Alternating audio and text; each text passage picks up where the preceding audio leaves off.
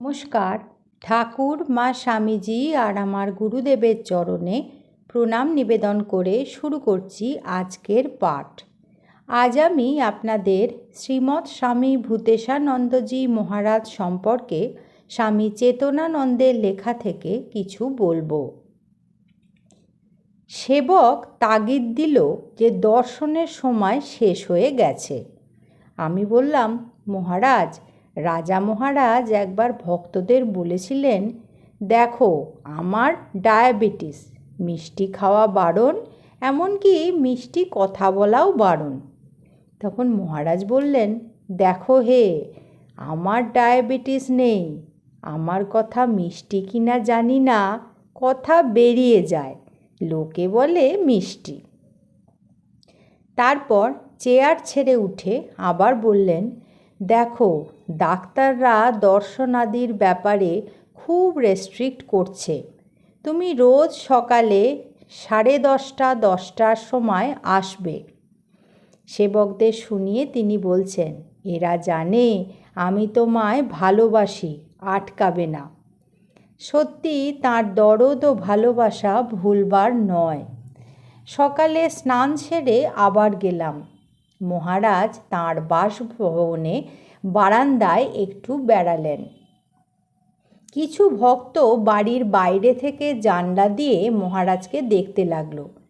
তিনি বললেন, ওরা কি দেখে বলো তো? আমি দেখতে ভালো নয়, গায়ের রং ময়লা, বুড়ো মানুষ। তখন আমি বললাম, আপনি তো গুরু মহারাজ। মহারাজ বললেন, ওরা যদি মনে করে এই ভূতেশানন্দজির শরীরটা গুরু, তাহলে কেঁদে কেঁদে মরবে। মহারাজ বললেন, একজন ভক্ত এসে বলল, মনে বড় অশান্তি, কি করলে শান্তি হবে মহারাজ? আমি বললাম, একটা সোজা উপায় আছে। ভক্তটি তখন বলল, সেটি কি? আমি বললাম, বাসনা ছেড়ে দাও। ভক্তটি বলল, আমরা সংসারী মানুষ মহারাজ, কি করে সব বাসনা ছাড়ব? অসম্ভব। তখন মহারাজ বললেন, তাহলে অশান্তি নিয়েই থাকো। একটাই পথ, বাসনা ত্যাগ। তা যদি না করতে পারো, অশান্তিও যাবে না। তারপর নিত্য মুক্তানন্দ দীক্ষাদির ব্যাপারে মহারাজের সঙ্গে পরামর্শ করতে এলেন।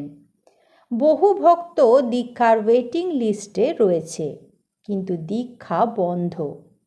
আমি বললাম, আপনি শুধু মন্ত্রটা বলে দেবেন, বাকিটা নিত্য মুক্তানন্দ ম্যানেজ করবেন। সেই শুনে স্বামী ভূতেশানন্দজি মহারাজ বললেন, মাই স্যাটিসফ্যাকশন ইজ নেসেসারি। দীক্ষার আগে ও পরে আমি ভক্তদের কিছু বলি, দীক্ষার প্রয়োজনীয়তা, মন্ত্রের অর্থ, ধ্যানের প্রণালী ও কিছু উপদেশ। তা না হলে আমার তুষ্টি হয় না। ভক্তদের প্রতি তাঁর যে কী ডিপ ফিলিং ছিল, তা তাঁর প্রতি প্রতিটি কথায় ও আচরণে প্রকাশ পেত। শরীরের জ্বালা যন্ত্রণা ভুলে তিনি ভক্তদের মঙ্গল চিন্তা করতেন।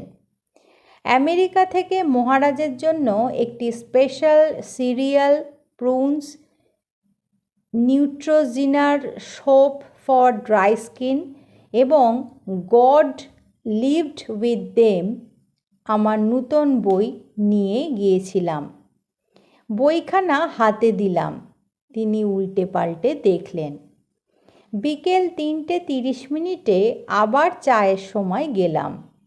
আমি বললাম, মহারাজ, একটি জিনিস এনেছি, কিন্তু আপনাকে দিতে ভয় করছে। কি এনেছো? পিকান স্যান্ডউইচ, পিকান নাট দিয়ে তৈরি এক রকমের আমেরিকান বিস্কুট। তখন মহারাজ বললেন, কেন ভয় করছো? এটি খুব রিচ, যদিও রিডিউসড ফ্যাট। খেলে যদি আপনার অসুখ হয়, তাহলে আপনার ডাক্তাররা আমাকে দোষ দেবে। তখন মহারাজ বললেন, তুমি নিয়ে এসো, একটা আমি চুপি চুপি খাবো, কেউ দেখতে পাবে না। আমি তখন ছুটতে ছুটতে মংস কোয়ার্টারে গিয়ে প্যাকেটটা নিয়ে এলাম। তারপর প্যাকেট খুলে একটা মহারাজকে দিলাম। তিনি চায়ের সঙ্গে সেটি খেলেন। তারপর আমি ইনগ্রিডিয়েন্ট পড়ে দেখলাম ক্ষতিকর কিছু নেই। মহারাজকেও সেটি পড়ে শোনালাম। তিনি বালকের মতো খুশি হয়ে বললেন, দেখলে তো, তুমি আমার জন্য এনেছো, অথচ দিতে ভয় পাচ্ছিলে। তারপর সেবককে ডেকে বললেন যে রোজ বিকেলে যেন চায়ের সঙ্গে ওই আমেরিকান বিস্কুট তাকে দেওয়া হয়। শ্রীরামকৃষ্ণ লীলা প্রসঙ্গের উপর কতকগুলো প্রশ্ন পূর্বে চিঠির দ্বারা মহারাজকে জিজ্ঞাসা করেছিলাম। তিনি উত্তরও দিয়েছিলেন, কিন্তু একটা ব্যাপারে তাঁর উত্তরে আমার সংশয় দূর হয়নি। বিষয়টি হলো, চন্দ্রমণি দেবী ঠাকুরের জন্য কামারপুকুরে ওঝাদের দিয়ে চণ্ড নামিয়েছিলেন।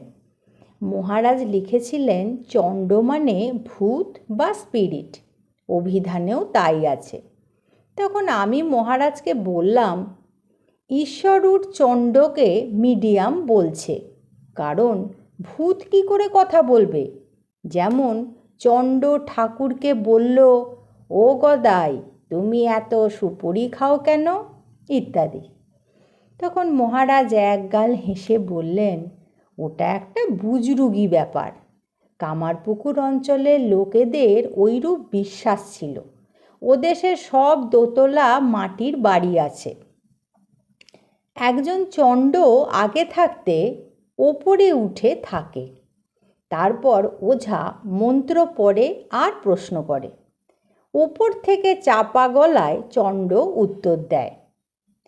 একবার এক চণ্ড উপরের অন্ধকারে বসে আছে, আর এক চণ্ড উপরে উঠে ওই চণ্ডের শরীর স্পর্শ করা মাত্রই সে চিৎকার করে উঠল।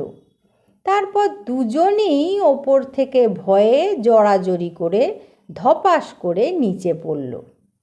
আমরা দুজনে সেই শুনে খুব হাসলাম এবং চণ্ড নামানোর ব্যাপারটাও বুঝলাম।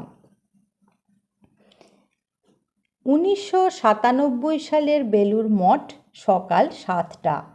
সেবকদের কাছে শুনলাম রাতে মহারাজের শ্বাসকষ্ট হয়েছিল এবং মহারাজকে অক্সিজেন দিতে হয়েছিল। তবুও সকালে সাধুদের দর্শন দেন হাসি মুখে।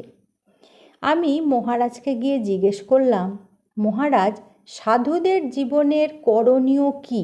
মানে সাধু জীবনে কি করণীয়?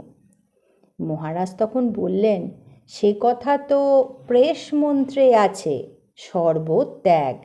এটি প্রথম কথা। আর দ্বিতীয় কথা হলো তাতে সমস্ত সমর্পণ। প্রথমটি নেগেটিভ, অপরটি পজিটিভ, সব তাতে অর্পণ করা। আজ এই পর্যন্তই। পরবর্তী পর্বে আমি আপনাদের এই রকমই কিছু ঘটনা শোনাব। ঠাকুর, মা স্বামীজি আর আমার গুরুদেবের চরণে আপনাদের সর্বাঙ্গীন মঙ্গল কামনা করি। আপনারা সকলে ভালো থাকুন, সুস্থ থাকুন। নমস্কার।